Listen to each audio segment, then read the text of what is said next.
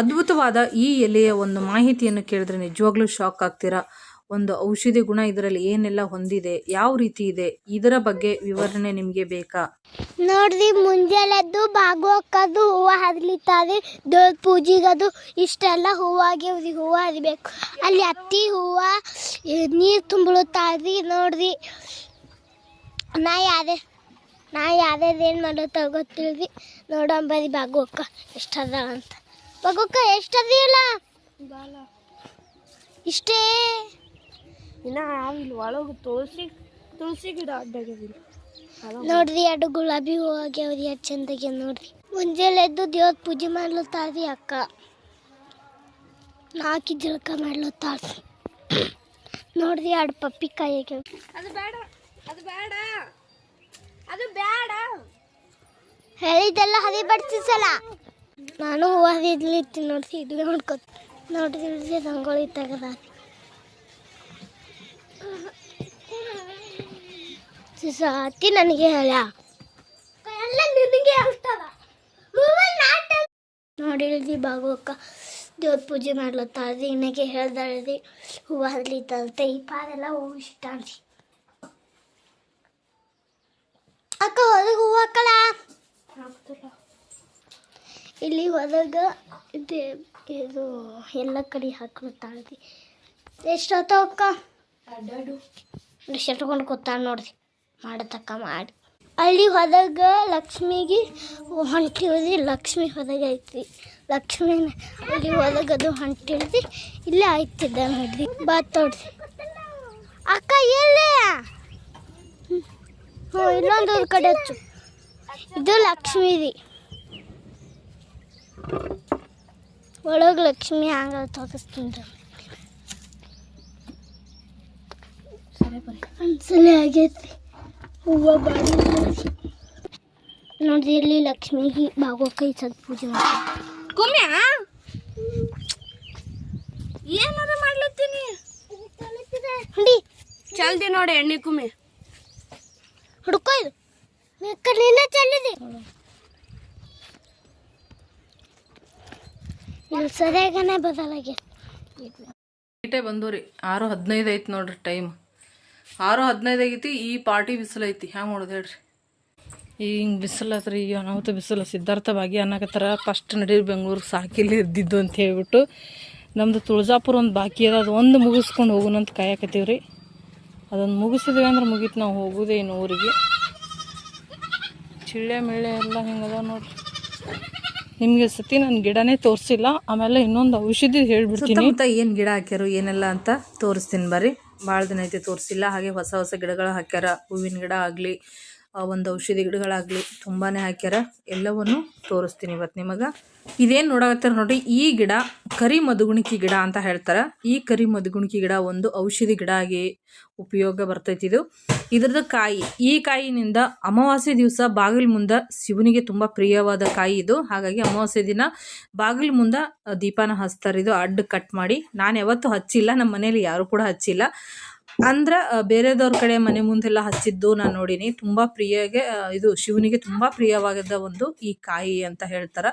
ಹಾಗಾಗಿ ತುಂಬ ಮನೆ ಮುಂದೆ ನೋಡಿದ್ದೀನಿ. ಅದನ್ನು ಅಡ್ಡ ಕಟ್ ಮಾಡಿ ಬೀಜ ಎಲ್ಲ ತೆಗೆದು ನೀಟಾಗಿ ಅದನ್ನು ತೊಳೆದು ಅದಕ್ಕೆ ಅರಿಶಿನ ಕುಂಕುಮ ಇಟ್ಟು ಬಾಗಿಲು ಮುಂದೆ ದೀಪ ಹಚ್ಚಿಡ್ತಾರೆ ಅಮಾವಾಸ್ಯೆ ದಿನ. ಅದ್ರ ಬೀಜ ಕೂಡ ನಾನು ತೋರಿಸಿದೆ ನಿಮಗೆ. ಪ್ರಿಯ ತೋರಿಸಿದ್ಲು ಕೈ ಹಿಡ್ಕೊಂಡು. ಅದು ಅದ್ರ ಬೀಜ. ಇನ್ನು ಮುಂದೆ ಗಿಡಗಳು ನೋಡ್ರಿ, ಇವೆಲ್ಲ ಹೂವಿನ ಗಿಡಗಳನ್ನ ಹಾಕ್ಯಾರ. ಫಸ್ಟ್ ಕನಕಾಂಬರ ಮಾತ್ರ ಇತ್ತು, ಮಲ್ಲಿಗೆ ಹೂವು ಇತ್ತು, ಅದು ಶಿವನ ಸಂಪಿಗೆ ಅಂತ ಹೇಳ್ತಾರೆ, ಅದು ಇತ್ತು. ಈಗ ಇಲ್ಲೆಲ್ಲ ತುಂಬ ಗಿಡಗಳನ್ನ ಮಾಡ್ಕೊಂಡಿದ್ದಾರೆ. ಎಲ್ಲ ಹೂವಿನ ಗಿಡ ಹಾಕ್ಯಾರ. ಮತ್ತು ಏನು ಹೇಳ್ತಾರೆ, ತುಳಸಿ ಗಿಡ, ಗುಲಾಬಿನ ಗಿಡ, ಇವು ಪ್ರತಿಯೊಂದು ಔಷಧಿಗೆ ಬರೋದು ಹೂವಿನ ಗಿಡ ಎಲ್ಲವನ್ನೂ ಕೂಡ ಇಲ್ಲಿ ಹಾಕ್ಯಾರ. ಕೆಲವೊಂದು ಗಿಡದ ಹೆಸರು ಗೊತ್ತೈತಿ, ಕೆಲವೊಂದು ಗಿಡಗಳ ಹೆಸರು ನನಗೆ ಗೊತ್ತಿಲ್ಲ. ನಿಮ್ಗೆ ನನಗೆ ಗೊತ್ತಿದ್ದಂಥ ಗಿಡಗಳ ಹೆಸರುಗಳನ್ನ ಹೇಳ್ತೀನಿ. ಹಾಗೆ ಸ್ವಲ್ಪ ಇದ್ರಾಗ ಮಾಹಿತಿ ಕೂಡ ಇರ್ತೈತಿ. ಯಾರು ವಿಡಿಯೋ ಮಿಸ್ ಮಾಡ್ಕೋಬೇಡ್ರಿ. ನೋಡ್ರಿ, ನಮಗೇನಿಲ್ಲ ತುಂಬ ನೀರಿಲ್ಲ, ಬೆಳಿಗ್ಗೆ ನೀರು ಸಾಕಾಗಲ್ಲ. ಆದ್ರೂ ಈ ಗಿಡಗಳಿಗೆ ಹೆಂಗೆ ಸಾಕ್ಲತ್ತಾರ, ಹೆಂಗೆ ಬೆಳೆಸಾಕತ್ತಾರ ಅಂದ್ರೆ, ಕೆಲವೊಂದು ಪಾತ್ರೆ ತೊಳೆದ ನೀರನ್ನ ಕೆಳಗೆ ಗಿಡದ ಬುಡಕ್ಕೆ ಹಾಕ್ತಾರೆ. ಆಮೇಲೆ ಬಟ್ಟೆ ಒಗ್ದಿರೋ ನೀರು, ತುಂಬ ಕೆಮಿಕಲ್ ಇರೋ ನೀರನ್ನ ಹಾಕಲ್ಲ. ಬಟ್ಟೆ ಒಗ್ದು ಜಾಸ್ತಿ ಬಿಡಲ್ಲ.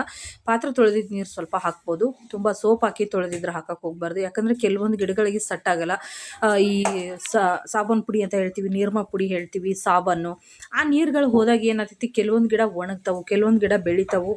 ಹಾಗಾಗಿ ಸ್ವಲ್ಪ ಆ್ಯಸಿಡ್ ಇರೋದ್ರಿಂದ ಸಾಬೂನು ಪುಡಿ ನೀರ್ಮ ಪುಡಿಯಲ್ಲೆಲ್ಲ ಅದನ್ನು ಸ್ವಲ್ಪ ಜಾಸ್ತಿ ಗಿಡಗಳಿಗೆ ನೀರು ಹಾಕಲ್ಲ.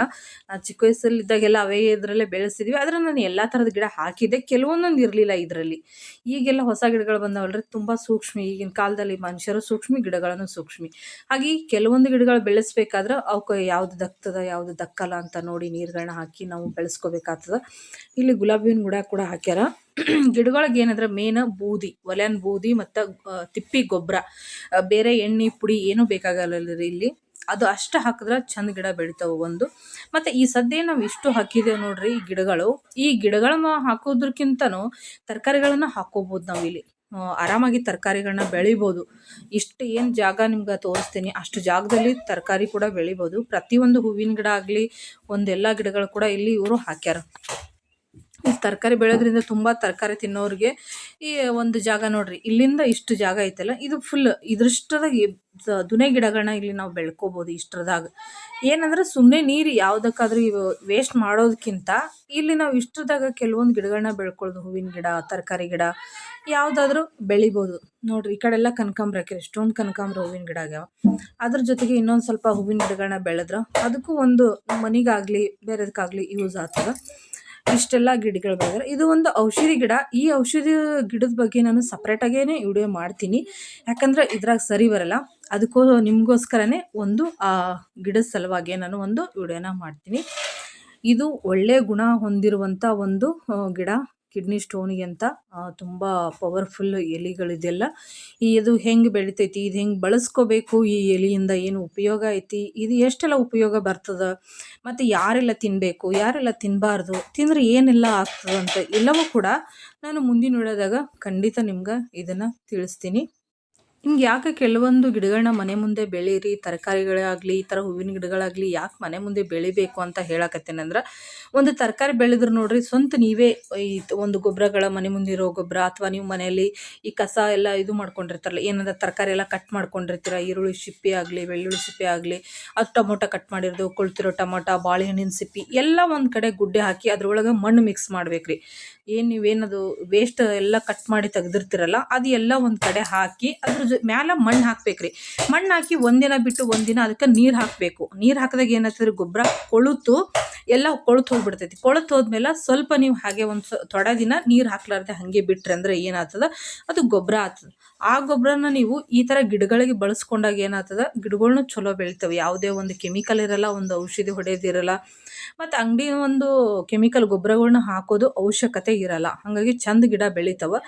ಆ ರೀತಿ ಗಿಡಗಳನ್ನ ಬೆಳೆಸ್ಕೋಬೋದು. ಯಾಕಂದರೆ ಇರೋ ಜಾಗನೇ ವೇಸ್ಟ್ ಮಾಡ್ಕೋಬಾರ್ದು. ಒಂದು ನಮ್ಮ ಆರೋಗ್ಯನ ನ್ಯಾಚುರಲ್ ಆಗಿ ನಾವು ತರಕಾರಿಗಳನ್ನ ಬೆಳೆದು ತಿನ್ನೋದ್ರಿಂದ ಆರೋಗ್ಯ ಕೂಡ ತುಂಬ ಚೆನ್ನಾಗಿರ್ತೈತಿ ಒಂದು. ಮತ್ತು ಯಾಕಂದರೆ ಈಗ ಹೊರಗಿಂದ ಹೆಂಗೆ ಎಷ್ಟು ಕೆಮಿಕಲ್ ಸಿಗಾಕತ್ತದಂತ ನಿಮಗೆ ಗೊತ್ತೈತಿ.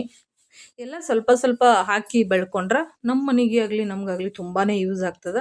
ಮತ್ತು ಕೆಲವೊಬ್ರು ನೋಡಿರ್ಬೋದು ರೀ, ಪ್ರತಿಯೊಂದು ತರಕಾರಿನೂ ಮನೆಯಲ್ಲೇ ಬೆಳಿತಾರೆ. ಒಂದು ಎರಡಲ್ಲ, ಪ್ರತಿಯೊಂದು ತರಕಾರಿ ಕೂಡ ಇರೋ ಜಾಗದಲ್ಲೇ ಬೆಳ್ಕೋತಾರೆ. ಆ ಸೀಸನ್ದಾಗ ಯಾವ್ಯಾವ ತರಕಾರಿಗಳನ್ನ ಬೆಳೀತದ ಅಂಥೇಳಿ ನೋಡಿಕೊಂಡು ಅದನ್ನು ಚೆಕ್ ಮಾಡಿಕೊಂಡು ನೀವು ಬೆಳೆಯೋದ್ರಿಂದ ಒಳ್ಳೆ ತರಕಾರಿನ ಬೆಳಿಬೋದು. ನಾವು ಮನೆ ಮುಂದೆ ನಾನು ಸುಮಾರು ತರಕಾರಿಗಳನ್ನ ಬೆಳೀತಿದ್ದೆ. ಫಸ್ಟ್ ನಾನು ಸಣ್ಣಕ್ಕಿದ್ದ ತರಕಾರಿ ಆಗಲಿ, ಯಾವುದು ಕೊತ್ತಂಬರಿ, ಈ ಸೊಪ್ಪುಗಳು ಎಲ್ಲ ತುಂಬ ಬೆಳೀತಿದ್ದೆ ನಾನು.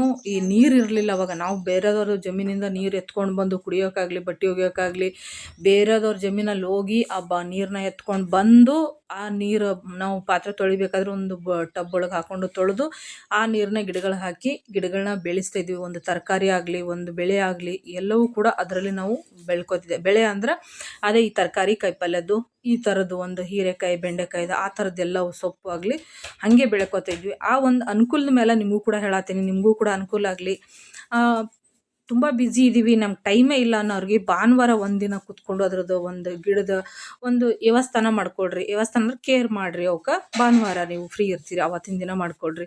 ಇನ್ನು ಮನ್ಯಾಗ ಇರೋರಂತೂ ಯಾವಾಗಲೂ ಫ್ರೀ ಇರ್ತಾರಲ್ಲ, ಸಾಯಂಕಾಲ ಒಂದು ಸ್ವಲ್ಪ ಚೆಂದಾಗಿ ಅದಕ್ಕೆ ನೋಡ್ಕೊಡ್ರಿ. ಸ್ವಲ್ಪ ಗಿಡದ ಬುಡಕ್ಕೆ ಅಂದ್ರೆ ಮಣ್ಣು ಯಾವಾಗಲೂ ಸೈಲ್ ಇರಬೇಕು. ಒಂದು ಬೆಳೀಲಿ ಅಥವಾ ಒಂದು ಸೊಪ್ಪು ಆಗಲಿ, ಒಂದು ತರಕಾರಿ ಆಗಲಿ, ಏನೇ ಬೆಳೆದ್ರೂ ಅದಕ್ಕೆ ಏನಾಗಬೇಕಂದ್ರೆ ಮಣ್ಣು ಕೆಳಗಡೆ ಮಣ್ಣು ಲೂಸ್ ಇರಬೇಕು, ಟೈಟ್ ಇರಬಾರ್ದು. ಟೈಟ್ ಇದ್ದಾಗ ಯಾವುದೇ ಗಿಡ ಆಗಲಿ ಬೆಳೆ ಆಗಲಿ ಬೆಳೆಯೋದು ಕಷ್ಟ. ಹಾಗಾಗಿ ಅದಕ್ಕೆ ಏನು ಮಾಡ್ಬೇಕಂದ್ರೆ ಲೂಸ್ ಮಾಡ್ಕೋಬೇಕು, ಮಣ್ಣು ಯಾವಾಗಲೂ ಲೂಸ್ ಮಾಡ್ತಾ ಇರಬೇಕು. ಜಾಸ್ತಿ ಹೊರಗಿನ ಗೊಬ್ಬರ ಹಾಕಕ್ಕೆ ಹೋಗ್ಬೇಡ್ರಿ. ಮನೇಲಿ ಹೇಳಿದ್ನಲ್ಲ ಆ ಥರದ ಗೊಬ್ಬರಗಳನ್ನ ನೀವು ಮನೇಲೇ ರೆಡಿ ಮಾಡಿಕೊಂಡು ನೀವು ಅದನ್ನು ಬೆಳಿಬೋದು. ಇಲ್ಲಿ ಯಾಕೆ ಇವ್ರು ತರಕಾರಿ ಹಾಕಿಲ್ಲ, ಬರೀ ಎಲ್ಲ ಹೂವಿನ ಗಿಡಗಳು ಔಷಧಿ ಗಿಡಗಳು ಅಂತ ಕೇಳಿದ್ರೆ ನೀವು, ಕೆಲವೊಂದು ಔಷಧಿ ಗಿಡಗಳು ಎಲ್ಲದಕ್ಕೂ ಅನುಕೂಲ ಆಗ್ತದೆ ಅಂತೇಳಿ ಹಾಕ್ಯಾರು. ಕೆಲವೊಂದು ಹೂವಿನ ಗಿಡಗಳು ಏನಂದ್ರೆ ಇವ್ರಿಗೆ ಜಾಸ್ತಿ ಹೂವಿಂದ ಅವಶ್ಯಕತೆ, ಪೂಜೆಗೆ ಅದಕ್ಕೆ ಅಂತೇಳಿ ಸುತ್ತಮುತ್ತ ಒಂದು ಸುಗಂಧ ಇರಬೇಕು ಮನೆ ಸುತ್ತ, ಯಾವುದೋ ಒಂದು ಕೀಟನಾಶಕಗಳು ಬರಲ್ಲ ಅಂದ್ರೆ ಚೇಳು ಹಾವು ಆ ಥರದ್ದೆಲ್ಲ ಇರ್ತಾವಲ್ಲ, ಆ ಥರದ್ದೊಂದು ಒಳ್ಳೆ ಸುಗಂಧ ಇದ್ರೆ ಅವು ಬರಲ್ಲ ಅಂತ ಹೇಳಿಬಿಟ್ಟು ಅದೇನು ಮಾಡ್ತಾರೆ, ಈ ಥರದ್ದೆಲ್ಲ ಗಿಡಗಳನ್ನ ಹಾಕ್ಯಾರ. ಇವೆಲ್ಲ ಚಂದ ಬೆಳ್ಯಾಕತ್ತವ ಒಂದು. ಆಮೇಲೆ ಇವರು ಜಾಸ್ತಿ ತರಕಾರಿ ತಿನ್ನಲ್ರಿ. ಮನ್ಯಾಗ ಹಾಲು ಯಾವಾಗಲೂ ಹಾಲು ಇರ್ತಾವೆ, 12 ತಿಂಗಳು ಹಾಲು ಇರ್ತಾವೆ, ಅಂದ್ರೆ ವರ್ಷ ಪೂರ್ತಿನೂ ಹಾಲು ಇರ್ತಾವೆ.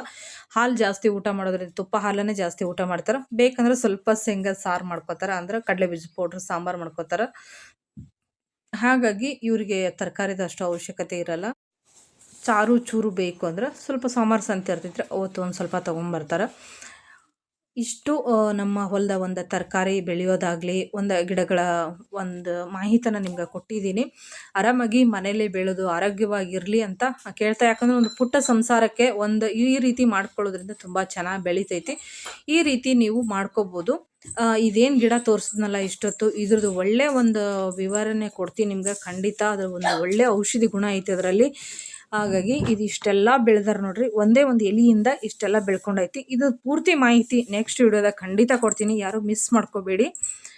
ನಾಳೆ ಇಲ್ಲ ಅಂದರೆ ಇವತ್ತು ನಾಳೆ ಹಾಕ್ತೀನಿ, ನಾಳೆ ಬೆಳಗ್ಗೆ 11:30 ಹಾಗೆ ಆ ವಿಡಿಯೋನ ಅಪ್ಲೋಡ್ ಮಾಡ್ತೀನಿ. ತಪ್ಪದೆ ಎಲ್ಲರೂ ನೋಡಿ ಅಂತ ಕೇಳ್ಕೊತೀನಿ. ಮತ್ತೆ ಹೇಳ್ತಾ ಇದ್ದೀನಿ, ಇದು ಈ ಗಿಡದ ಔಷಧಿ ಗುಣ ನಿಮ್ಗೆ ಗೊತ್ತಾದರೆ ಖಂಡಿತ ನೀವು ಬಿಡಲ್ಲ. ಇದ್ರ ಹೆಸರೇನು, ಏನು ಉಪಯೋಗ ಬರ್ತೈತಿ ಎಲ್ಲವೂ ಕೂಡ ಹೇಳ್ತೀನಿ. ಈಗಿನ ಕಾಲದಾಗಂತೂ ಈಗಿನ ಪರಿಸ್ಥಿತಿಗೆ ಪ್ರತಿಯೊಬ್ಬರಿಗೆ ಯೂಸ್ ಆಗುವಂಥ ಈ ಒಂದು ಎಲೆ, ಈ ಎಲೆಯಿಂದ ನಿಮ್ಮ ಇಡೀ ದೇಹ ಮತ್ತು ನಿಮ್ಮ ಕುಟುಂಬನೇ ನೀವು ಕಾಪಾಡ್ಕೋಬೋದು, ಅಷ್ಟು ಒಳ್ಳೆಯ ಎಲೆ ಇದೆ.